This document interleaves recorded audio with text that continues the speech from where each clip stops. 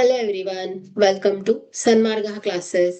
ನಿರ್ದೇಶಾಂಕ ರೇಖಾಗಣಿತ ಅಧ್ಯಾಯದ 30ನೇ ಪ್ರಶ್ನೆಯನ್ನ ಗಮನಿಸಿ. ಕೊಟ್ಟಿರುವ ನಕ್ಷೆಯಲ್ಲಿ ಎ ಬಿ ಸಿ ಮತ್ತು ಡಿ ಬಿಂದುಗಳ ನಿರ್ದೇಶಾಂಕಗಳನ್ನ ಬರೆಯಿರಿ. ಸೊ ಈ ಒಂದು ನಕ್ಷೆಯನ್ನ ಗಮನಿಸಿ. ಎ ಬಿಂದು, ಸೊ ಈ ಬಿಂದುವಿನ ನಿರ್ದೇಶಾಂಕ -4,0. ಓಕೆ, ಸೊ ಎ ಬಿಂದುವಿನ ನಿರ್ದೇಶಾಂಕ -4,0.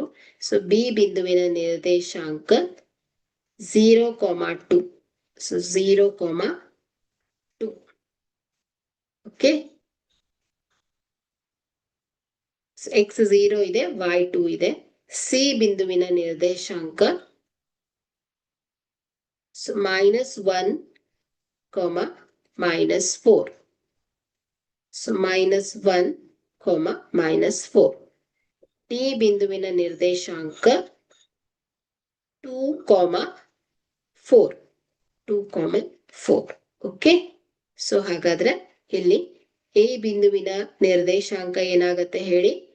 ಎ ಬಿಂದುವಿನ ನಿರ್ದೇಶಾಂಕ -4,0, ಬಿ ಬಿಂದುವಿನ ನಿರ್ದೇಶಾಂಕ 0,2, ಸಿ ಬಿಂದುವಿನ ನಿರ್ದೇಶಾಂಕ -1, -4, ಡಿ ಬಿಂದುವಿನ ನಿರ್ದೇಶಾಂಕ 2,4.